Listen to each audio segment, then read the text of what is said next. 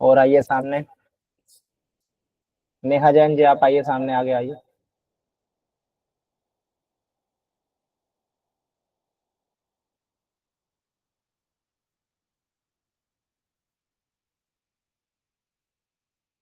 चलिए, हम पढ़ेंगे आयुर्वेद में। आयुर्वेद के अंदर हमने क्या क्या पढ़ना। आयुर्वेद अर्थ, उसकी परिभाषा, ठीक है, उसका इतिहास पढ़ेंगे, पीछे कहाँ से आया, हमारे पास कैसे पहुंचा आयुर्वेद। अर्थ क्या होता है, बहुत सारे लोगों ने परिभाषा बताई, जैसे कि लाभांशी जैन ने और धर्मेंद्र जी ने, एक दो ने और बताया है। आयु प्लस वेद, क्या, आयु प्लस वेद को तोड़ेंगे तो आयुर्वेद को आयु प्लस वेद बन जाएगा। आयु मतलब आपकी लाइफ होगी, आपका जीवन, और वेद यानी कि विज्ञान, साइंटिफिक तरीके से आपको जीवन जीना, सुचारू रूप से निरोगी जीवन जीना, रोग रोग क्या करनी, निरोगी जीवन जीना, ये इसका अर्थ होगा। इसकी परिभाषाएं वो आप पढ़ेंगे अलग अलग तरीके से, अलग अलग ऋषियों ने परिभाषाएं बहुत सारी दी हैं। फिर इसका इतिहास जानेंगे हम, कहाँ से आया है हमारे पास। जैसे हम योग पढ़ते हैं तो योग के जो जो प्रणेता हैं किसे मानते हैं हम, कोई बच्चा बताएगा। महर्षि चरक को। वाग्भट्टवी, वाग्भट्टवी। आप लोग हड़बड़ाहट में हो, मैं कुछ और पूछ रहा हूँ, आप लोग महर्षि पतंजलि। शिव को। मैं पूछ रहा हूँ योग का प्रणेता किन्हें मानते हैं। आदिनाथ, भगवान आदिनाथ। हिरण्यगर। हाँ, योग जहां से आया है उसको हिरण्यगर्भ मानते हैं, ठीक है। और उसके बाद आदि शिव का नाम आता है, कि योग जो आया वो आदि शिव ने पार्वती जी को दिया, पार्वती जी से वो मत्स्येंद्र नाथ जी के पास आया, मत्स्येंद्र नाथ जी से वो गोरक्षनाथ जी के पास आया, और धीरे धीरे फिर आपने हठ प्रदीपिका में पढ़ा होगा 33 गुरुओं के नाम आते हैं, चरपटी नाथ, गहनी नाथ, ठीक है। ऐसे ऐसे करके वो धीरे धीरे धीरे धीरे वो विलुप्त तो हो गया, कभी पीक पे कभी डाउन, ऐसे चल चल के वो आज हमारे पास है। तो ऐसे ही आयुर्वेद है, आयुर्वेद का इतिहास हम जानेंगे कि ब्रह्मा जी से आया, ब्रह्मा जी से किसके पास गया, किससे फिर किस पे, वो लाइन पूरी हमारे पास, वो सीढ़ी दर पीढ़ी वो आना आएगा। आयुर्वेद का उद्देश्य क्या है, अभी आप में से कुछ लोगों ने बताया कि आयुर्वेद के दो उद्देश्य माने जाते हैं। पहला है कि जो निरोगी व्यक्ति है, जो रोगी व्यक्ति है उसके रोग, उसको रोग मुक्त करना, ठीक है। और दूसरा उद्देश्य है जब वो कोई भी निरोगी है उसका स्वास्थ्य निरोगी ही रहे, उसको यूं का यूं बनाए रखना। पहले दो उद्देश्य बताए गए हैं, एक तो रोगी व्यक्ति जो है उससे रोग को मुक्त, रोग से उसको मुक्त करना, फिर वो निरोगी हो गया, ठीक हो गया, तो वो ठीक ही रहे। मान लो किसी का भी लाइफ, मान लो नेहा जी है, अब नेहा जी का मान लो 80 साल की उम्र है, अब दो उद्देश्य अप्लाई होते हैं यहाँ पे, ठीक है, दो पर्पज है इसके। तो पहला पर्पज ये बिल्कुल ठीक है तो ठीक ही रहनी चाहिए, 80 ईयर्स ओल्ड यूं का यूं इनका चलना चाहिए। दूसरा, अगर बीच में किसी भी रीजन से ये बीमार हो जाती हैं तो इनको बीमारी से निकाल के ठीक करना, और फिर वो दूसरे वाला उद्देश्य इस पे फिर अप्लाई हो जाए, अब ये ठीक होगी तो ये ठीक ही रहे, ये दोनों के दोनों उद्देश्य इस पे अप्लाई होंगे। फिर आता स्वास्थ्य, क्या स्वास्थ्य की परिभाषा बहुत सारी है, ठीक है। आप में से कोई जानता है स्वास्थ्य की परिभाषा क्या दी गई है, किस ऋषि ने क्या दी है, या WHO के अनुसार क्या है स्वास्थ्य की परिभाषा। सर, वर्ल्ड हेल्थ ऑर्गेनाइजेशन ये बोलती है कि mental, social and physical wellbeing is called as health. Good. हम आयुर्वेद पढ़ेंगे, आयुर्वेद के अनुसार स्वास्थ्य की परिभाषा क्या है, कोई बच्चा बताएगा। यस। यस इसके यस, आयुर्वेद के बताइए आयुर्वेद के धर्मेंद्र अनुसार, जी। यस बता रहे हैं, आयुर्वेद के अनुसार व्यक्ति के जितनी भी सारी अग्नियां अग्नियां धातुआं, इसका ये परिभाषा है, जो सम अवस्था में रहेगा तो उसको स्वस्थ कहेंगे। इसके साथ मन, बुद्धि और इंद्रियां भी प्रसन्न होना चाहिए। ठीक है जी, आपने बताया बहुत अच्छा, कुछ थोड़ा सा मिस हो गया आपसे। लावी जी आप बताएंगे। और सर वैसे तो ये था कि जीवन का विज्ञान है, एक सेकंड।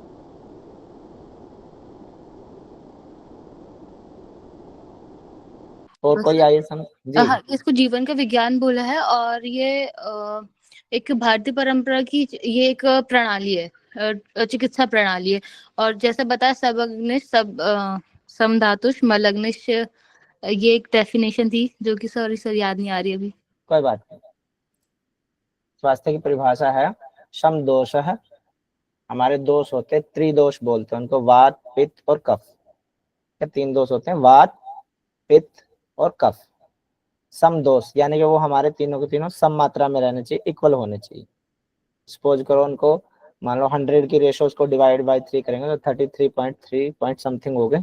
तो ये इक्वल ही रहने चाहिए ना, इनमें से कोई बढ़ना चाहिए, कोई 33 का 40 नहीं बनना चाहिए और दूसरा कोई 33 का 20 नहीं होना चाहिए। सपोज करके चलते हैं, ठीक है। तो सम दोष है, हमारे 3 दोष होते हैं वो सम रहने चाहिए।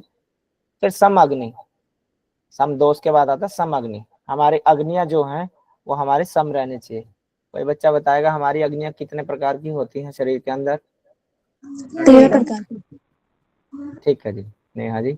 और कोई बच्चा बताएगा? 13 प्रकार के। ठीक है जी, बहुत बढ़िया। 13 प्रकार की अग्नियां होती हैं हमारी, वो आप पढ़ेंगे कि कौन सी अग्नि होती हैं। सम दोष है, समाग्निश्च। फिर आता सम धातु, हमारी धातु होती हैं 7, ठीक है। और 7 की 7 धातुएं भी हमारी सम रहनी चाहिए, उनमें कोई कम ज्यादा नहीं होना चाहिए। वो भी आप पढ़ेंगे कम होने पे क्या दिक्कत आती है शरीर के अंदर, क्या मतलब किसी चीज की, किसी धातु की या किसी दोष की या किसी अग्नि की डेफिशिएंसी हो जाती तो उससे कौन सा रोग उत्पन्न होता है, ठीक है। और कोई हाई पीक पे चली जाती तो उससे हमें क्या दिक्कत आती है, वो सब आपके इसके अंदर पढ़ेंगे। सम दोष है, समाग्निश्च है, फिर आती है सम धातु, फिर आती है मल क्रिया। मल की जो क्रियाएं होती हैं हमारी वो भी इक्वली चलनी चाहिए। आप मुझे बता सकते हैं आप में से कोई बच्चा मल की कितनी क्रियाएं होती हैं हमारे शरीर में? जो भी आपको पता वो बताइए। सर ये सर जो एक तो नॉर्मल पसीना। ड्रॉप होते हैं, डाइजेशन, एब्जॉर्प्शन एंड एसिमिलेशन। दोबारा बोलिए Megha ji. Sir ingestion, digestion, absorption and assimilation. ठीक है, और कोई बताइए।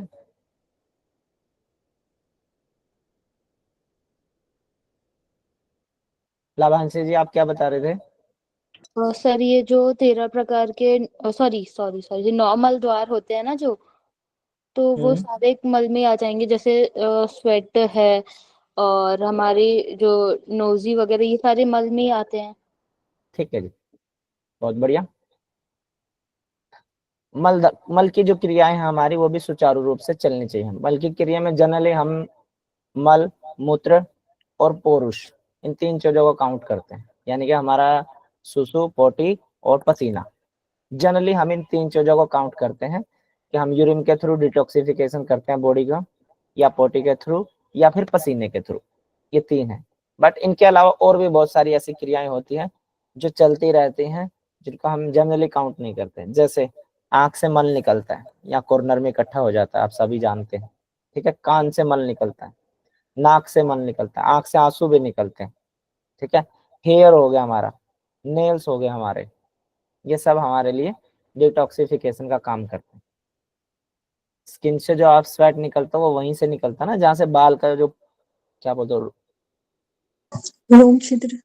हाँ रोम छिद्र, उसको इंग्लिश में क्या बोलते हैं मैं भूल गया। Pores, pores. Sweat pores, gland, pores. Pores, pores, उन छिद्रों से वहीं से निकलता ना पसीना। तो हमारे बाल हो गए, हमारे आंख, कान, नाक, ठीक है। और मल, मूत्र, पसीना, ये सब के सब, नेल्स, सब डिटॉक्सिफिकेशन की, जब सब की सब अनवांटेड चीजें हैं हमारे लिए, बहुत इनका होना बहुत जरूरी है। अगर ये नहीं होती हैं तो इनसे कौन से रोग होते हैं, क्या रोग होते हैं, क्यों होते हैं, वो सारा आप इसके अंदर पढ़ेंगे, ठीक है। अभी स्वास्थ्य की परिभाषा यहीं पे खड़ी है हमारी। सम दोष है, हमारे जो दोष हैं तीनों के तीनों इक्वली चलने चाहिए, वात पित्त कफ। फिर आती है सम अग्नि, 13 प्रकार की अग्नि होती है हमारी, वो भी इक्वली चलनी चाहिए। सम धातु, 7 प्रकार की धातु होती है, वो भी इक्वली रहनी चाहिए हमारी। उसके बाद है मल क्रिया, ये भी हमारी इक्वली चलनी चाहिए। उसके बाद है प्रसन्न आत्मा, इंद्रिय और मन। तो जो WHO वाली डेफिनेशन वो यहाँ आ जाएगी, इसके बीच में आती है। इससे पहले बहुत सारी दे दी उन्होंने, क्या क्या सम होना चाहिए, अब WHO वाली इसमें आती है। प्रसन्न आत्मा, इंद्रिय और मन, ये तीनों भी हमारे प्रसन्न रहने चाहिए। स्वस्थ इति भी दीयते, ये स्वास्थ्य की परिभाषा है। अब आप जितने भी मेंबर जुड़े हुए हो अपने अपने ऊपर अप्लाई कर लो, मुझे नहीं लगता कोई, शायद हम में से सभी में से कोई स्वस्थ होगा, किसी न किसी के अंदर कोई ना कोई डेफिशिएंसी या पीक पे किसी ने कुछ अप मिलेगा, इक्वली किसी का नहीं मिलेगा। तो ये स्वास्थ्य की परिभाषा दी गई, ये कहाँ दी गई है, किस ऋषि ने दी गई है, वो आप इसके अंदर पढ़ेंगे, क्या सूत्र नंबर है, ठीक है। उसके बाद आता अष्टांग आयुर्वेद। अष्टांग योग आपने सभी ने पढ़ रखा है, नहीं पढ़ रखा होगा तो अभी आप पढ़ेंगे। उससे मिलता जुलता षडांग योग भी होता है, उसी से मिलता जुलता सप्तांग योग भी होता है, ठीक है। तो अष्टांग योग जैसे होता है वैसे ही अष्टांग आयुर्वेद है। बेसिकली इसमें आपको डिवाइड किया गया कि आयुर्वेद के अनुसार जैसे गाइनो अलग होता है, ठीक है, डेंटिस्ट अलग होते हैं, ईएनटी अलग होता है, तो वो सारी चीजें इसमें दिखाई गई हैं, इसमें आपको पढ़ने को मिलेंगी। अष्टांग योग के अंदर कौन से आयुर्वेदाचार्य जो होते हैं वो कौन से दांत का काम करते हैं, कौन से थ्रोट का काम करते हैं, ईएनटी का काम करते हैं, उनको क्या बोला जाता है, ठीक है, गायनों का काम करते हैं उनको क्या बोला जाता है। या जो आजकल आपने जगह जगह देखा होगा ना कि गुप्त रोगों का इलाज चलता है, तो वो जो धातुएं होती है, धातुओं के लिए बेसिकली कौन से आयुर्वेदाचार्य होते हैं, वो इसके अंदर आपको पढ़ने को मिलेंगे सारे, ठीक है। उसके बाद आता है हमारा पंच महाभूत। पंच महाभूत आप सभी लोग जानते होंगे, कोई बता सकता है पंच महाभूत क्या होते हैं? अग्नि, वायु, आकाश, पृथ्वी, जल। और कोई बता सकता है?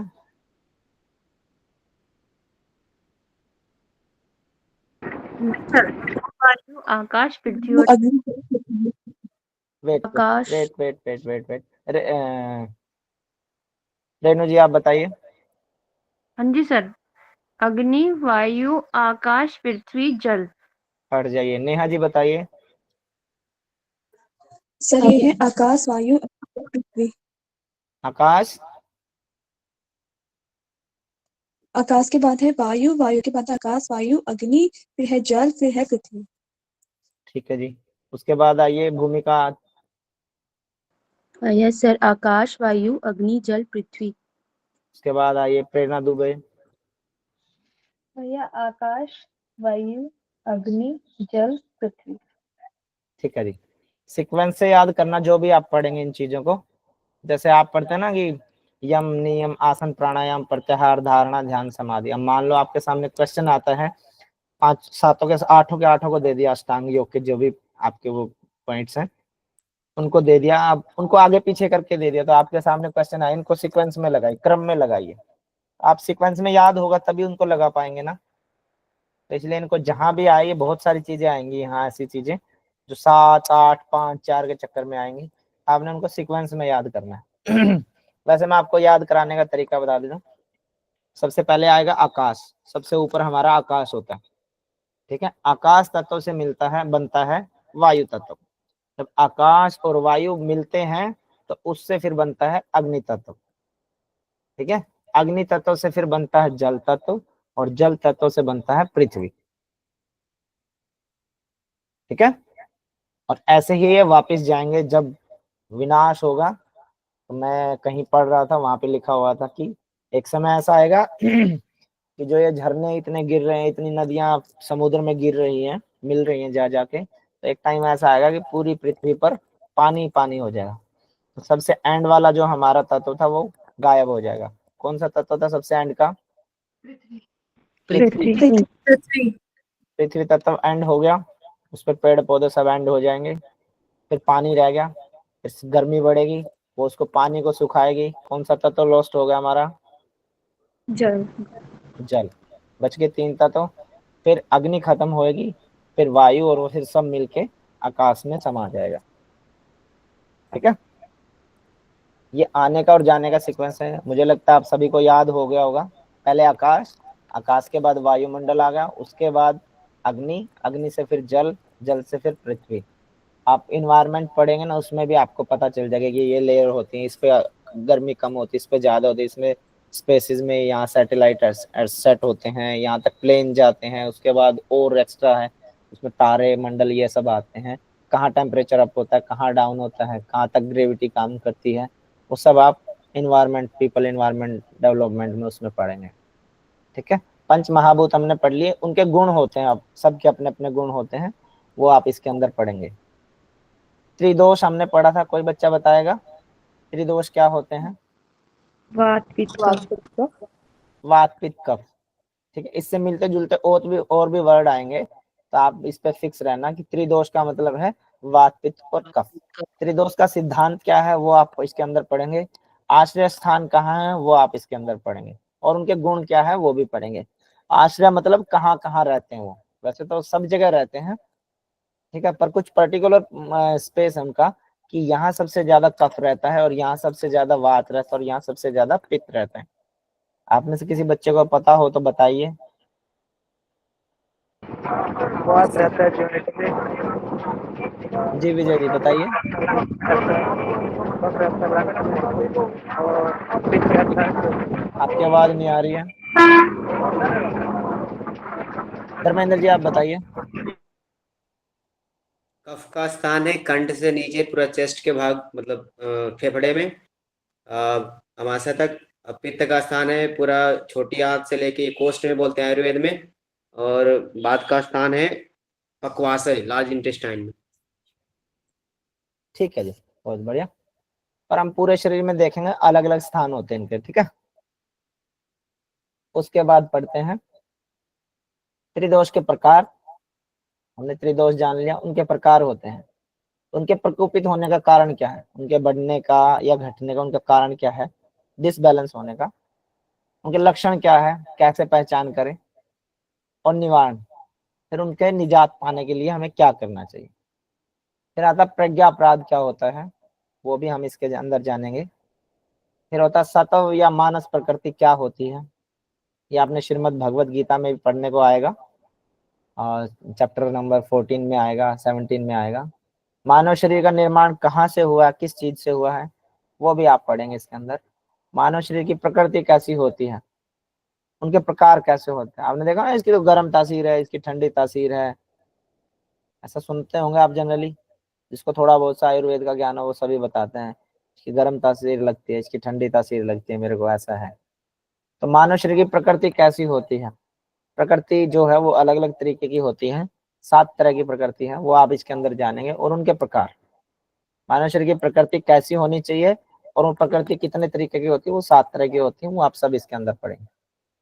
हमने एक आता उपस्तंभ, आयुर्वेद के 3 स्तंभ होते हैं, जिसको वात पित्त और कफ बोलते हैं, और 3 उनके उपस्तंभ बोलते हैं होते हैं। उपस्तंभ कोई बच्चा बताएगा क्या होते हैं? Yes sir. एक मिनट आहार बताइए। विहार आहार, ब्रह्मचर्य। निद्रा और ब्रह्मचर्य। आहार, निद्रा और ब्रह्मचर्य, इस चीज का आप यहाँ डिफरेंस अपना याद रखना। आयुर्वेद के 3 स्तंभ जो होते हैं वो होते हैं वात पित्त और कफ, और जो उप आ जाए इसके सामने, इसके आगे लगा, उपस्तंभ जो होते हैं वो होते हैं आहार, निद्रा और ब्रह्मचर्य। आप में से बहुत सारे बच्चे ऐसे होंगे जो नींद को अभी सीरियस नहीं ले रहे होंगे, ठीक है। तो नींद बहुत जरूरी है, नींद उतनी ही जरूरी है जितना आपके लिए भोजन जरूरी है। आहार, निद्रा और ब्रह्मचर्य, 3 पिलर हैं आपके सामने, ठीक है। तो तीनों के तीनों का, उनको तीनों को वैल्यू पूरी दीजिए। आप अकेली नींद को डिसलोकेट कर, मतलब प्रॉपर पूरी नींद लीजिए। अगर आप उसके साथ मजाक करेंगे तो वो आपके साथ, मतलब थोड़े दिन बाद आपको 5-7 साल 10 साल बाद आपको उसके रिजल्ट शो होंगे आपके सामने। बहुत गलत रिजल्ट आते हैं उसके, भयंकर वाले। आप नींद को सीरियस लीजिएगा, ठीक है। बाकी काम अपने साइड में, प्रॉपर नींद जरूरी है, 6 से 8 घंटे की नींद जरूरी है तो है। थोड़ा बहुत अप डाउन होता रहता है पर वो जरूरी है। उसको जो आप शॉर्ट बना लेते हैं नींद को, उसको कंटिन्यू मत रखिएगा, ठीक है। उसके प्रकार उपस्तंभ हो गए, उपस्तंभ किन्हें बोला जाता है, और फिर वो कितने तरह के होते हैं, 3 तरह के होते हैं, हमने बताया, आहार, निद्रा और ब्रह्मचर्य। उसके बारे में डीप नॉलेज हम इसके अंदर पढ़ेंगे। उसके बाद मैथुन कितने प्रकार के होते हैं, उसके प्रकार, मैथुन होता क्या है और उसके प्रकार, वो सब हम इसके अंदर जानेंगे। इसके बाद जब हमने आयुर्वेद की परिभाषा, स्वास्थ्य की परिभाषा जानी, तो उसमें आता समदोष समाग्निश्च सम धातु। तो धातु होती है हमारी 7 तरह की, उसको सप्त धातु बोला जाता है। उनके बारे में जानेंगे हम, वो 7 धातुएं होती क्या हैं। फिर उनकी उन्हीं से मिलती जुलती उप धातु भी होती हैं, तो 7 उप धातु होती हैं। उनके बारे में भी जानेंगे हम, वो उपधातु होती क्या है। उन सप्त धातु से थोड़ा सा और एक्स्ट्रा चलेंगे तो एक होता है ओज। ओज क्या है वो जानेंगे। मल क्या होता है, मल भी जानेंगे हम। सम दो से समाग निश्चय पढ़ा था हमने। सम अग्नियां 13 प्रकार की अग्नि होती हैं, उन अग्नियों के प्रकार भी जानेंगे हम। उन 13 प्रकार की अग्नियों के भी प्रकार होते हैं। आयुर्वेद के अनुसार भोजन का पाचन क्रम क्या होता है वो हम इसके अंदर जानेंगे। पहले हमने खाना जब बाइट लेते हैं हम, बाइट उसके बाद कहाँ जाती है, कहाँ उसका एब्जॉर्प्शन होता है, कहाँ वो डाइजेस्ट होती है, उसके बाद कहाँ उसमें से मल निकलता है, कहाँ से उसमें से जो न्यूट्रिशन है उसको एब्जॉर्ब किया जाता है। ठीक है, वो सारा हम इसके अंदर पढ़ेंगे। उसके बाद होता है आमरस। आमरस जनरली हम उसको बोल देते हैं कि पित्त बढ़ गया, उसको भी बोलते हैं। पित्त के जैसा ही होता, पित्त नहीं होता। और एसिडिटी बोल देते हैं, बदहजमी भी बोल देते हैं। ठीक है, तो वो आमरस होता है, वो पूरा डीप पढ़ेंगे हम इसके अंदर।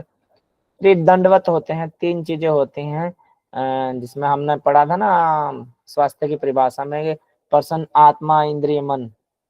तो वो होते क्या हैं, तीनों एक दूसरे से मिले जुले होते हैं। उनमें से कोई एक पिलर गिर जाए तो 2 पिलर अपने आप गिर जाते हैं, ऐसे है। तो आप त्रिदंडवत के बारे में अच्छे से पढ़ेंगे। उसके बाद षटक्रम क्या होता है, 6 क्रम होते हैं आपके हट प्रदीपिका चल रही, आप सभी को पता होगा षटक्रम कौन से होते हैं। और ऐसे ही घेरण संहिता में भी है। उसके बाद पंचकर्म आता है। पंचकर्म आप में से जो थेरेपिस्ट का काम करते होंगे या जिन्होंने पढ़ रखा होगा एमएससी में, बीए में, एमए में, तो पंचकर्म भी होते हैं हमारे, 5 कर्म होते हैं। ऐसे ही पंचकोश होते हैं जिनके बारे में बार बार जब हमने बायोग्राफी ऑफ योगीज पढ़ा था उसमें भी आया था। पंचकोश में बार बार आनंदमय कोश की बात कर रहा था, तो पंचकोश यहाँ आएंगे। ठीक है, पंचकोश होता क्या है और उनके प्रकार।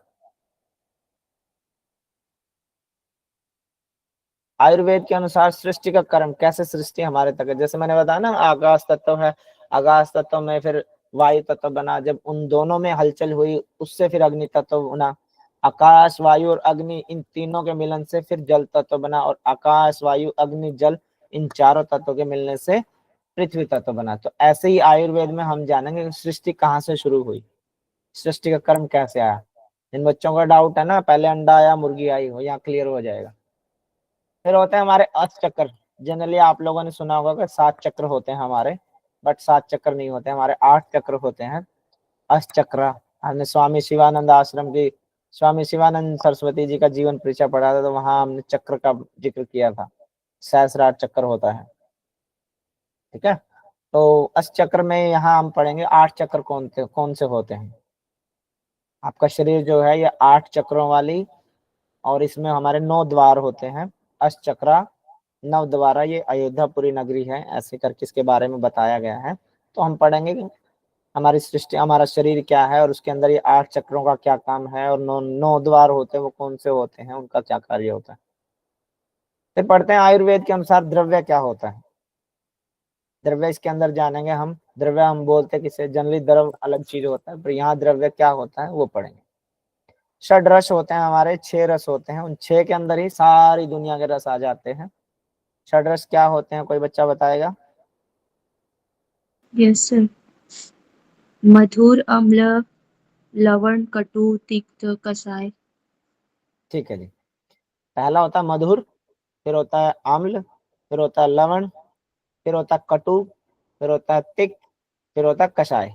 इनको सीक्वेंस में ही याद रखना, जब ये आएंगे तब मैं आपको अच्छे से सीक्वेंस में याद करवा दूंगा। मधुर होता है मीठा, अम्ल होता है खट्टा, अम्लता बढ़ गई, एसिडिटी बढ़ गई, ठीक है, खट्टेपन जब वो पीक पे चला जाता है तब ये बढ़ता है, मधुर अम्ल। उसके बाद आता है लवण, लवण मतलब नमकीन। फिर आता है कटु। जनरली हम लोग सोचते हैं कि कटु मतलब कड़वा होता है, और होता भी है, बट आयुर्वेद में कटु बोलते हैं तीखे को, सिर्फ आयुर्वेद में बोलते हैं। वैसे आप बाहर इसको छोड़ के आयुर्वेद को कहीं भी जाएंगे तो कटु मतलब कड़वा होता है। जैसे आप किसी के दोहे पढ़ेंगे या कोई कवाली या कुछ भी सुनेंगे तो उसमें कटु का मतलब होता है कड़वा। यहाँ कटु का मतलब होता है तीखा, तिक्त का मतलब कड़वा होता है, कटु, तिक्त। फिर आता कषाय, कषाय मतलब कसैला। जैसे आप जामुन खाते हैं, जामुन के बाद एक मुंह के अंदर एक लेयर सी आ जाती है आपके। आंवला खाते हैं, उसके बाद एक लेयर सी आ जाती है, चिकना चिकना सा, एक जली जली टाइप सी, कशैली टाइप सी। सिरका होता है ऐसा, और गिलोय होती है ऐसी, आंवला हो गया, जामुन हो गया, खट्टे बेर होते हैं, बेर के अंदर से भी वही निकलता है, ठीक है, तो उसको कशाला बोलते हैं। मधुर मीठा, अम्ल खट्टा, मधुर अम्ल लवण, लवण मतलब नमकीन, फिर आता कटु, कटु मतलब तीखा, फिर आता तिक, तिक मतलब कड़वा, कड़वे में सारी चीजें आ गई, कड़वी जो होती हैं जैसे नीम हो गया, करेला हो गया, और जो भी आती है कड़वी चीजें, और कषाय मतलब कशाला। क्लियर है सभी का, षड्रस क्या होते हैं? तो सर फिर से बता दीजिए, आपने कटु मतलब तिक्त बताया, और फिर तिक्त मतलब क्या? कटु मतलब तिक्त नहीं बताया मैंने। 6 रस होते हैं, षड, षड मतलब 6, जैसे आप षडांग योग पढ़ेंगे उसमें 6 योग के अंग हैं, यम नियम को छोड़ के पीछे के 4 5 6 हैं, ठीक है। तो ऐसे षड मतलब 6 हो गए, षड कोण भी बोलते हैं, 6 कोणों वाला, तो षडांग योग है, षड रस है। षड रस में 6 रस होते हैं हमारे, मधुर, अम्ल, लवण, कटु, तिक्त, कषाय। 6 रस होते हैं। मधुर मतलब मीठा, अम्ल मतलब खट्टा, लवण मतलब नमकीन, फिर आता कटु, कटु मतलब तीखा, फिर आता तिक्त, तिक्त मतलब कड़वा, फिर आता कषाय, कषाय मतलब कषैला। कषैला के मैंने एग्जांपल आपको दे दिए, गिलोय होती है, जामुन होती है, और आंवला हो गया, ठीक है, खट्टे बेर होते हैं, सिरका हो गया, ये सारे उसी से रिलेटेड है। जिसको खाने के बाद आपको ऐसे एक जीभ के अंदर, अगर मुंह के अंदर आप जीभ घुमाएंगे तो आपको एक अलग सी लेयर दिखेगी, जो हाँ कुछ अलग से लेयर आपकी चिपक चुकी है मुंह के अंदर, तो उसको कशाला बोलते हैं। वो जब आप पढ़ेंगे ना षड्रस होते क्या, इनकी पहचान क्या है, तो वहां आपको क्लियर हो जाएगा, ठीक है।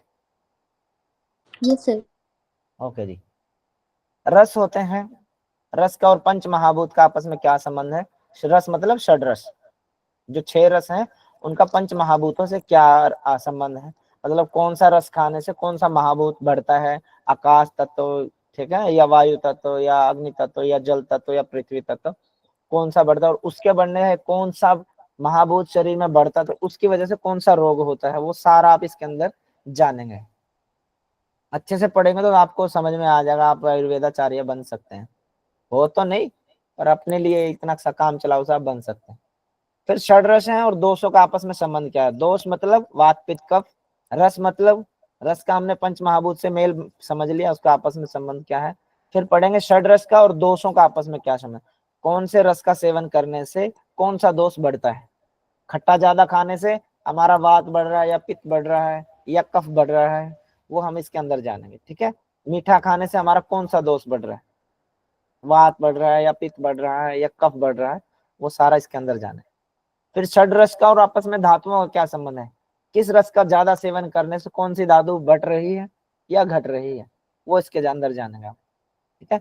नमक ज्यादा खाने से, लवण आता है ना उसमें तीसरे नंबर पे, षड, मधुर अम्ल लवण, लवण खाने से, लवण का सेवन करने से हमारी सप्त धातुओं में से कौन सी धातु बढ़ रही है या किस धातु का क्षय हो रहा है, पतन हो रहा है, वो हम इसके अंदर जाने, किस का सेवन करने, किस रस का सेवन करने से कौन सी धातु बढ़ती है या कौन सी धातु घटती है, ठीक है।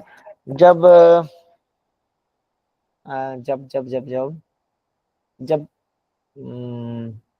आफ्टर मैरिज, ठीक है, लेडीज को या जेंट्स को जब गायनों के पास जाते हैं बच्चे ना होने की वजह से, तब वो उनकी हिस्ट्री वगैरह सब पढ़ के फिर वो जो मेडिसिन देते हैं, एलोपैथी का थोड़ा अलग है, पर जब आप आयुर्वेद में जाएंगे तो फिर पर्टिकुलर व्यक्ति के हिसाब से दी जाती है। उसकी पहले ये चेक किया जाता है कि उसकी तासीर क्या है व्यक्ति की, जो हमने ऊपर पढ़ा था ना, उसकी प्रकृति कैसी होती है शरीर की, तो उसके बिहेव पे फिर उसको अलग से वो धातुएं, मतलब वो जड़ी बूटियां दी जाती हैं कि कौन सी जड़ी बूटी में कौन सा रस होता है। यहाँ षड्रस है ना, तो वो तीखी है, कड़वी है, नमकीन वाली है, मीठी है, और उससे कौन सा महाभूत बढ़ेगा या कौन सा दोष बढ़ेगा या कौन सी धातु बढ़ानी है या घटानी है, किस धातु के घटने से दूसरी धातु बढ़ रही है या किस धातु के घटने से वो चीज घट रही है, उसको वापस लेवल में लाने के लिए, तो वो ऐसा संबंध है। जो नाड़ी वैद होते हैं वो नाड़ी देखते हैं ना, क्योंकि हम शुरू से पढ़ते आ रहे हैं वात पित्त और कफ, 3 पे बेस है हमारा आयुर्वेद, तो पहले वो 3 पकड़ के वो 3 उनको देखते हैं, हमारे जो स्तंभ होते हैं, वात पित्त कफ में से कौन सा बढ़ा हुआ है। फिर अगर मान लो वात बढ़ा हो तो वात के आगे प्रकार होते हैं, पित्त के अलग प्रकार होते हैं, कफ के अलग प्रकार होते हैं, फिर वो उन पे जाते हैं कि कौन सा कफ बढ़ा हुआ है, वो सब आप इसके अंदर पढ़ेंगे, त्रिदोष और उनके प्रकार जब पढ़ेंगे, ठीक है। तो सब तरह का अलग अलग होता है, फिर वो उसमें जाके फिर वो देखते हैं, और जब आप पढ़ेंगे ना तब आपको सारा डाउट क्लियर हो जाएगा। फिर वहां जाके वो एग्जैक्ट ये पता निकाल लेते हैं, अच्छा कफ बढ़ा हुआ है और कफ में ये कफ बढ़ा हुआ है और इस कफ के बढ़ने से ये प्रॉब्लम होती है, फिर वो उस पे काम करते हैं। वो अकेली नाड़ी से ही आपका पूरा एंडोस्कोपी, आपके अल्ट्रासाउंड सब कुछ कर देते हैं, ठीक है। फिर रस का और धातु का, मल का आपस में क्या संबंध है? जैसे कई लोगों ने, सबको ही पता है जनरली, जो आप लोग योग से जुड़े हैं आपको सबको पता होगा कि ओवर ईटिंग करने से, हैवी डाइट करने से हमारा जो है कॉन्स्टिपेशन की तरफ जाते हैं, और रात को अगर आप लाइट लेते हैं, डिनर लाइट करते हैं, तो आपको सुबह फ्रेश होने में कोई दिक्कत नहीं होती। तो रस का और मल का आपस में संबंध क्या है? मीठा खाने से आपको कॉन्स्टिपेशन होती है या नहीं होती है? खट्टा खाने से आपकी कॉन्स्टिपेशन रिलीज होती है या और जकड़ जाती है, ठीक है। नमकीन खाने से आपके कॉन्स्टिपेशन पे क्या असर पड़ता है, आपका मल पे क्या असर पड़ता है, वो बाधक बनता है या वो और ज्यादा रिलीज हो जाता है अच्छे से, तो वो सब हम इसके अंदर जानेंगे, ठीक है। वो षड रस जो है, 6 रस, मधुर, अम्ल, लवण, कटु, तिक्त, कषाय, जो 6 रस हमारे, किस रस के सेवन करने से हमारा मल जो है वो बाध्य बनता है, और किस रस के सेवन करने से वो आसानी से वो निकालने में, शरीर से बाहर निकलने में सहायक होता है, उसके लिए कौन सा रस होता है, ठीक है। मल को बाहर निकालने में शरीर से कौन सा रस सहायक होता है, आप इसको ऐसे भी समझ सकते हैं, आप इसको इधर से पढ़ लीजिए, उधर से इक्वली है। उसके बाद जानते हैं हम रसों के विभाग। रस जाने हमने, षड रस होते हैं, उनके भाग होते हैं अलग अलग, और उनकी पहचान क्या होती है, ठीक है। जैसे मैं आपको कहूँ, जैसे मैंने कशैला ही बताया कि कशैला रस हो गया, अब उसकी पहचान कैसे हुए, तो आप गिलोय का मैंने नाम लिया, आप गिलोय का सेवन जब करेंगे, गिलोय को थोड़ा सा चबाना, कच्ची गिलोय को, तो आपको ऐसा लगेगा कि आपके मुंह के अंदर, माउथ के अंदर की तरफ किसी ने एक लेयर गम की चिपका दी है, गोंद जो होती है, ऐसा सा जेली जेली सा आपको फील होगा। आप टंग को कहीं भी टच करेंगे तो स्लिप होती मिलेगी आपको। या जामुन खाने के बाद आपको ऐसा फील होता है ना कि जीभ के अंदर किसी ने कांटे से लगा दिए, लेयर सी बना दी है, तो आपको ऐसा होगा मुंह के अंदर कहीं भी आप जब जीभ को घुमाएंगे, ठीक है। तो रस, कौन से रस की क्या पहचान होती है, मीठे का क्या अनुभव, कैसे कहें कि ये मीठी चीज है? उसी व्यक्ति, 2 व्यक्तियों से कोई भी एक चीज मान लो उसको सेवन करने को दी गई, तो उनसे प्रूव करा, कैसे उसको वो एक्सप्लेन करेंगे कि ये रस मीठा है, ये कड़वा है, ये तीखा है, ठीक है, ये नमकीन वाला है, तो कैसे पता चले? तो उसके कुछ सिम्टम होते हैं, जैसे मान लो आप ज्यादा स्पाइसी खाना खाएंगे तो उससे नोजी आती है, जी में कांटे से चुभते हैं, वो सब आप, वो सिम्टम इसके अंदर आएंगे, क्योंकि पहचान ये होती है। अगर ये चीजें आपको फील हो रही है तो इसका मतलब वो रस जो है आपका, ये स्पाइसी वाला, ये तिक्त है, ये कटु है, ये कषाय है, ये मधुर है, ये अम्ल है, ये लवण है, वो तब आप एक्सप्लेन कर पाए। फिर योनि भेद से शरीर के प्रकार, जनरली हम पढ़ते हैं, हमारे जितने भी ग्रंथ है सब में पढ़ते हैं कि 84 लाख योनियां हैं। अष्टप्रदीपिका में पढ़ रहे हैं आप, जितनी योनियां हैं उतने आसन हैं, उनमें से फिर कुछ मेन आसन है, 10 हैं, 10 में से कुछ 4 हैं, 4 में से कुछ एक पर्टिकुलर विशेष आसन है, ठीक है। तो 84 लाख योनियां हैं, उनमें से शरीर के प्रकार क्या क्या है, ठीक है, वो हम इसके अंदर जानेंगे। फिर दिनचर्या क्या होती है, जैसे कहते हैं ना कि आपको है ना कुछ नहीं करने की जरूरत, अगर आप बीमार हो तो आप अपनी दिनचर्या सुधारिए, सुबह से लेकर शाम तक की, सोने तक की, तो अब आप अपने आप ठीक हो जाएंगे। आप उसका दिनचर्या जब पढ़ते हैं, वो आदमी 11 बजे उठ रहा है, फिर 2 बजे उसका ब्रेकफास्ट हो रहा है, फिर उसने 6 बजे लंच किया है, फिर रात को 11-12 बजे वो डिनर कर रहा है, तो वो तो ठीक है, मिडनाइट डिनर हो गया। तो उसके बोलते हैं ना कि अपनी दिनचर्या सुधारो, थोड़ी सी अपना लाइफ स्टाइल सुधारो।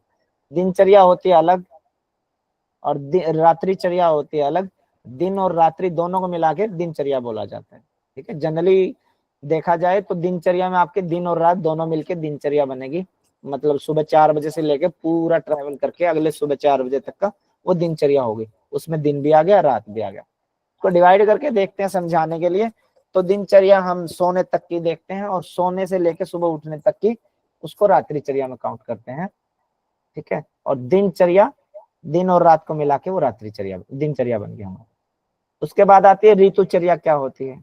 जनरली हमारे 6 सीजन होते हैं, हर 2 महीने की एक ऋतु होती है, और हर 2 महीने बाद ऋतु का चेंज होना, मौसम का चेंज होना किसी में। अब जैसे आप देखें, अब सुबह शाम की ठंड रह चुकी है नॉर्थ इंडिया की तरफ, दिन में अच्छी गर्मी होती है।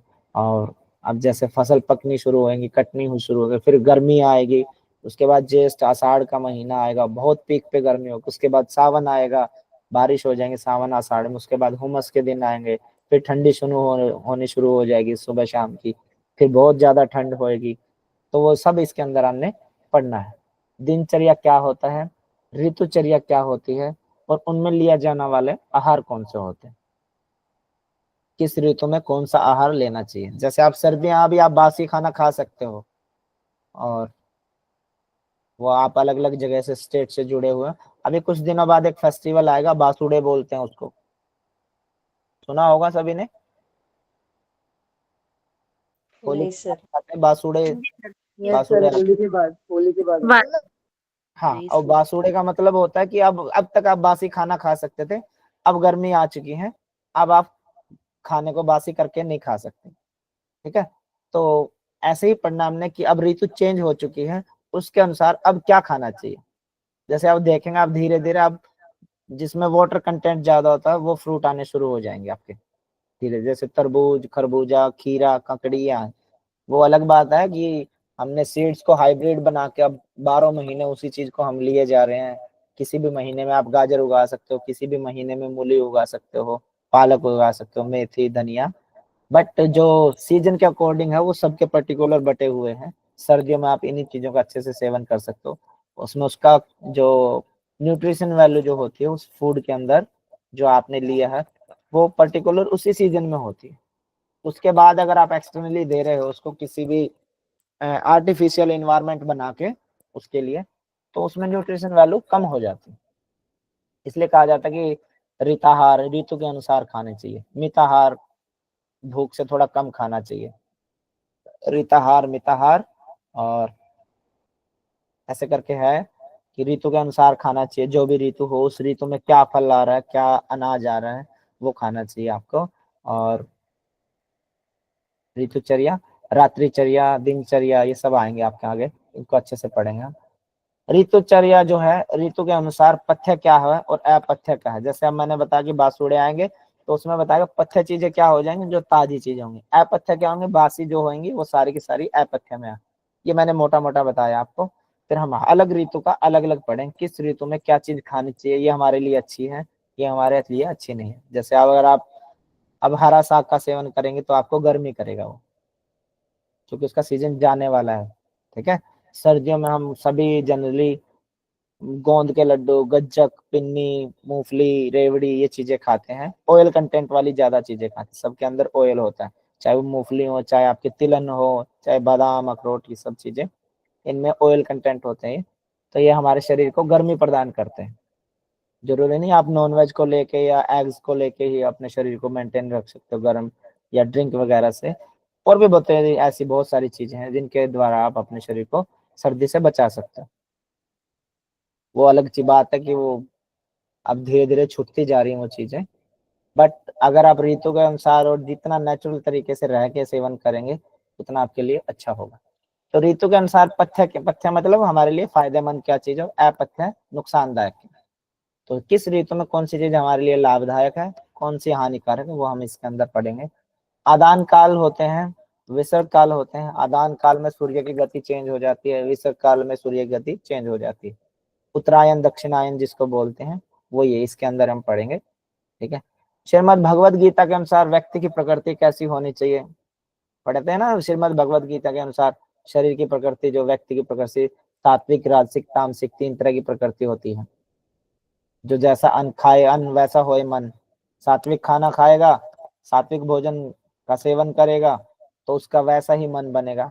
राजसिक खाएगा, किसी का छीन के खाएगा तो वैसा ही मन बनेगा। ठीक है, लालच आपको बढ़ाना, आप बाहर का खाना शुरू कर दिए, धीरे धीरे आपके अंदर लालच बढ़ जाएगा। उसका रीजन ये है क्योंकि जब आप बाहर किसी को खाना खाने के लिए पैसा देते हैं, उसका एम ये रहता है कि खाना खाओ, मेरे को पैसे मिल गए, आप बाहर में जाओ, मुझे आपसे कोई लेना देना, आपकी सेहत से कोई लेना देना नहीं।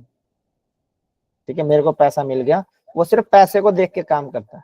तो जिस व्यक्ति में आप में से जिसने अच्छे पैसे कमाए, लालची ज्यादा बनना है, आप बाहर का सेवन करना शुरू कर दिए, धीरे धीरे आप लालची बनते हैं।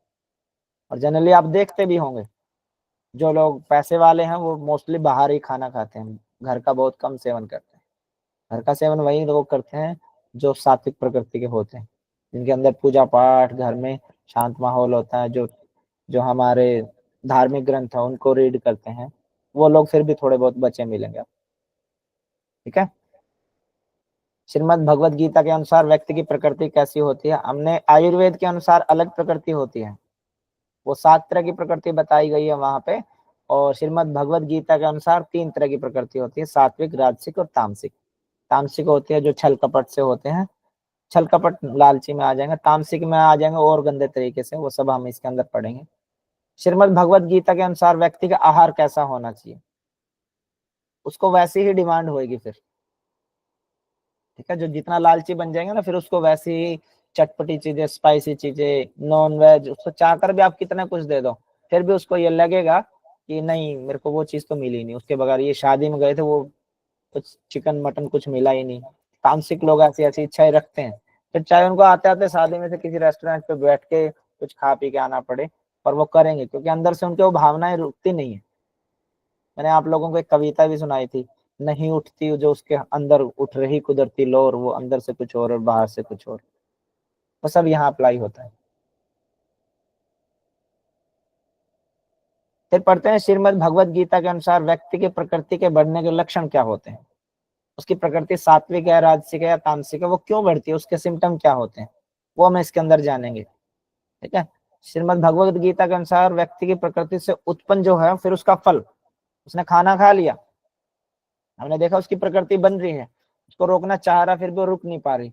अगर मान लो वो बन गई और ज्यादा बन गई, तामसिक व्यक्ति हो गया, तो उसका फल क्या होगा और उसका अगला जन्म क्या होगा? बेसिकली हमारी श्रीमद् भगवत गीता यही सिखाती ना, कर्म करो। अब वो कैसा कर्म कर रहा है, सात्विक या राजसिक या तामसिक, जो भी कर्म कर रहा है उसके अनुसार फिर उसका उन्हें फल भोगना है, अगले जन्म में भोगना, इसमें भोगना, जो भी है वो सब इसके अंदर क्लियर हो जाएगा। श्रीमद् भगवत गीता के अनुसार व्यक्ति को उस जन्म में भी उसे क्या प्राप्त होगा, अगला जन्म जो होगा उसमें भी उसको दुख प्राप्त होगा, क्लेशों में रहेगा, या किसी भी आश्रम में, गुरुकुल में, किसी पंडित के घर, किसी पूजा पाठ वाले घर में पैदा होगा। ठीक है, तो उसका अगला जन्म जो होगा, यहाँ बोले उसका फल क्या भोगना उसने, और अगला जन्म कैसा होगा। फिर यहाँ बता दिया उस अगले जन्म में भी उसे क्या भोगना होगा। हम सब जानते हैं, सभी सुना भी होगा आप लोगों ने, कि कर्मों का फल तो भोगना ही पड़ेगा, चाहे हंस के भोग लो चाहे रो के भोग लो, ये जो है बंधा हुआ है, इसको तो भोगना ही पड़ेगा। जैसे ही ये भोग आपका खत्म होगा, उसी दिन से आपको लगेगा कि मेरे अच्छे दिन अब शुरू हो गए। जनरली आपका वो भोग था, वहां तक का आपने भोग लिया, अब दूसरा भोग आ गया, दूसरा फल आ गया।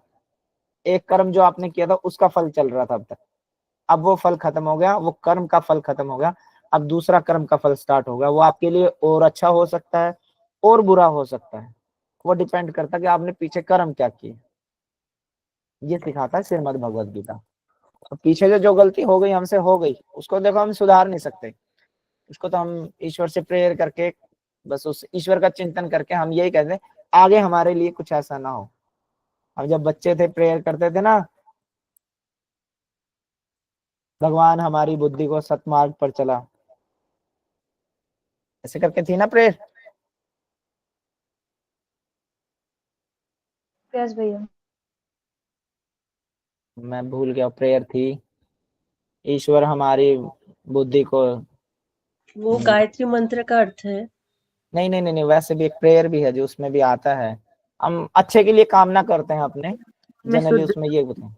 ओ ईश्वरा सर्वांना सुखी ठेव, ये है क्या? नहीं, एक प्रेयर भी होती थी जी, हमको मेरे मन की स्कूल में तो शक्ति होती। देना, सबका कल्याण कर, सबका भला। हाँ प्रेयर, आप बताना अभी आपने क्या बोला। हमको मन की शक्ति देना, हाँ, मन विजय करने, जनरली दूसरों की जैसे पहले खुद को इतनी जैसे। शक्ति हमें देना दाता, मन का विश्वास हाँ कमजोर हाँ, होना। इतनी शक्ति हमें देना दाता। अब हाँ। वो मन का विश्वास सबका अलग अलग होता है, किसी को कुछ चाहिए, किसी को कुछ, कोई किसी चीज में खुश है, कोई किसी चीज में खुश है।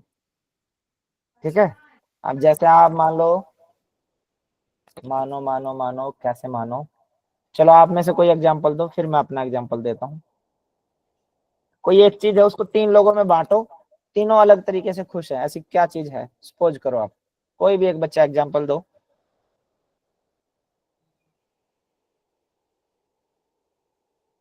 एक ही चीज है, उसको 3 व्यक्ति कर रहे हैं, तीनों अलग अलग तरीके से कर रहे हैं और तीनों को अलग अलग खुशी खुशी हो रही है, तीनों काम एक ही है। बता सकते हैं आप में से कोई?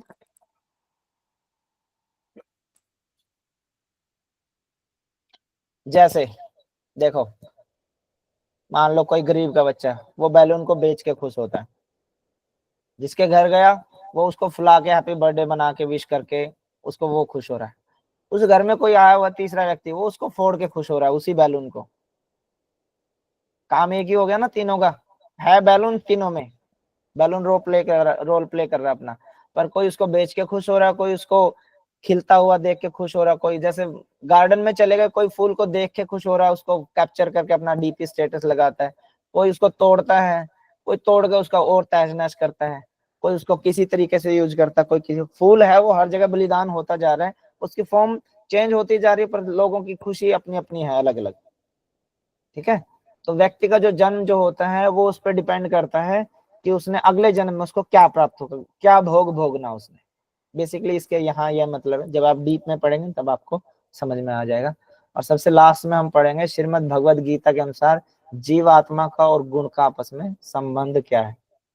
गुण हमने पढ़ा, सात्विक गुण, राजसिक गुण और तामसिक गुण, और जीवात्मा यानी कि आत्मा सो परमात्मा, उस गुण का उस आत्मा पे, उस व्यक्ति के शरीर पे क्या प्रभाव पड़ता है। आत्मा, शरीर और मन, तीनों को आप थोड़ी देर के लिए एक ही चीज मान लो, एक दूसरे के पैरेलल है। आपने मन में जो सोच लिया वो आपके वचन में भी आएगा, वो कर्म में भी आएगा, और वो आहिस्ता आहिस्ता वो आपकी आदत बन जाएगी, जिसको कर्म संस्कार बोलते हैं। चाह कर भी आप कुछ नहीं कर सकते। आप अपने सर्कल में या आपके पड़ोस में ऐसे लोगों को आपने देखा होगा जिनके पास बहुत पैसे हैं, लेकिन वो कंजूस इतने हैं कि वो हर जगह लड़ झगड़ते हैं हर पैसे, क्योंकि उनकी प्रवृत्ति बन चुकी है, वो कर्म संस्कार है उनके, वो चाहकर भी उस दायरे से बाहर नहीं निकल सकते। ठीक है, तो उस गुण का उस व्यक्ति पे या उसके शरीर पे या उसके मन पे या उसकी आत्मा पे, वो उसने पका लिया, उसको ऐसा बना लिया, वो चाहकर भी नहीं निकल सकता। उसको आप 1 करोड़ रुपए दे दोगे ना, किसी की मांग के खाने की आदत है ना, उसको कितने रुपए दे दो, उसको फिर भी मांग के ही खाना है। जैसे मान लो आप झुग्गी झोपड़ी में देखते हैं ना, उनको आप कितने ही पैसे दो, आप भंडारा लगा दो वहां पे, 5 लोग आप में से जाके, पांचों का वो इकट्ठा कर लेंगे, और फिर छठा आदमी जाके छठे से फिर वो मांग बैठेंगे, जबकि उनका कोटा पूरा है। चाहे उन्होंने 2 दिन का इकट्ठा कर लिया, फिर भी वो मांगने की आदत उनकी जाएगी नहीं। ऐसे ही मतलब सपोज करो, जो जैसा मतलब कर्म करता है, फिर धीरे धीरे उन कर्मों में ऐसा बंध जाता है, ऐसा लिप्त हो जाता है वो व्यक्ति, कि फिर वो उस दायरे से, उस पर्टिकुलर एरिया से, उस समाज से उसको निकलना बहुत मुश्किल हो जाता है। ठीक है, कोई छोटे तबके से अच्छा व्यक्ति बन जाता है, फिर भी उसके अंदर वो सिम्टम से रहते हैं, वो रहते हैं और वो रहेंगे, उसको बदलना उसके लिए बहुत मुश्किल हो जाता है, उस दायरे से, उस जोन से बाहर निकलना। मेरे कोई जान पहचान के थे, उनके बच्चे नहीं थे, उन्होंने बच्चा अडॉप्ट किया हॉस्पिटल से। अब वो बच्चा जो अडॉप्ट किया, वो बच्चा था मछुआरों का बच्चा। अब वैसे मैं कास्ट को प्रमोट नहीं कर रहा हूँ, फिर भी मैं बताना चाह रहा हूँ आपको, वो बनिए थे, उन्होंने बच्चा जो लिया अडॉप्ट किया, वो मछुआरे का बच्चा था। अब बनिए कहाँ, मछुआरा कहाँ, पर ठीक है, उन्होंने बच्चा अडॉप्ट कर लिया, बच्चा नहीं था, वह अपनी वंश बेल चलाने के लिए बच्चा उन्होंने अडॉप्ट कर लिया। अब वो बच्चा जब थोड़ा सा सियाना हुआ, वो गाड़ी से उतरे, वो गाड़ी से उतर के बच्चा कोई कहीं भी नहाने लग जाए, किसी भी पेड़ पे चढ़ जाए, ठीक है, कहीं भी कुछ भी खाने लग जाए, और फिर बनिएगा बच्चा, तो वो मतलब वो जब धीरे धीरे बड़ा हुआ ना, वो तब उसको पता, मतलब घर वालों को अफसोस हुआ उस बात का, पर अब वो बड़ा हो गया, अब उसको छोड़ भी नहीं सकते। तो यहाँ वही चीजें बताई गई, जो गुण थे ना माँ बाप के, जो जीन थे वो बच्चे में उनरोल थे, और वो बच्चे को धीरे धीरे उसी में पका रहे थे। और बच्चा ऐसा है कि जो जो स्टेप मॉम है, स्टेप फादर है, वो पैसे को जोड़ते हैं और वो उड़ाता है। वो सोचते हैं सेल से चप्पल खरीदने की, और वो 18-18, 20-20 हजार के जूते खरीद रहा है लड़का, और अच्छे से उड़ा रहा है अपने पैसे को। वो उस जोन से बाहर निकल ही नहीं पा रहा, वो समझ ही नहीं पा रहा, अपने आप को चेंज कर ही नहीं पा रहा वो। तो यहाँ वो संबंध बताया गया कि आपके गुण क्या थे पीछे के, या अभी के गुण क्या हैं, और आपके उस गुण का आपके शरीर पे, आपके मन पे, आपकी आत्मा पे क्या प्रभाव पड़ेगा, वो यहाँ दर्शाया गया है। आप श्रीमद् भगवद गीता में पढ़ेंगे 17वें चैप्टर में, आपको पता चल जाएगा इसके अंदर। ठीक है, ये आपकी क्लास थी, इंट्रोडक्शन है ये, डीप नहीं है, डीप क्लासें आपकी चलेंगी। किसी बच्चे का कोई डाउट हो आज की क्लास को लेके तो बताइए, कोशिश करूंगा मैं पूरा पूरा उसको सोल्व करने का। सर नॉनवेज आहार तामसिक है या राजसिक है? तामसिक से। पर वो खाने से तो ज़्यादा एग्रेसिव हो जाते हैं लोग या एनर्जी भी ज़्यादा प्रोवाइड हो जाता है, तो वो तो राजसिक होना चाहिए ना? नहीं, राजसिक नहीं आएगा, तामसिक में आता है। आप पढ़ लेंगे ना, इसमें पढ़ेंगे आपको पता चल जाएगा। Okay sir. हाँ, सर ये कौन सी यूनिट में है आयुर्वेद? कल मैंने मैसेज रिलीज किया था जी, आपको पढ़ा होगा आपने? नहीं सर, मिस हो नहीं, गया। मिस हो गया। आइए कोई बताइए, कल मैंने मैसेज रिलीज किया था। Paper 2 7 7 unit. ओके। यूनिट 7 में आता है ये।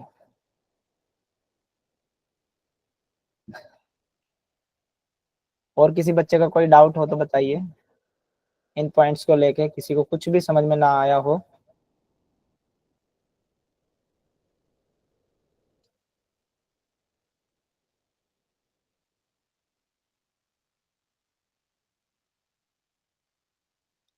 आपके सर सामने हाँ, नोट्स भी सर नोट्स भी प्रोवाइड करेंगे? सब मिलेगा जी आपको, वो सर थोड़े से बिजी चल रहे हैं, उन्होंने शेयर करना है सब कुछ। ओके सर, थैंक यू, कोई बात नहीं। हाँ,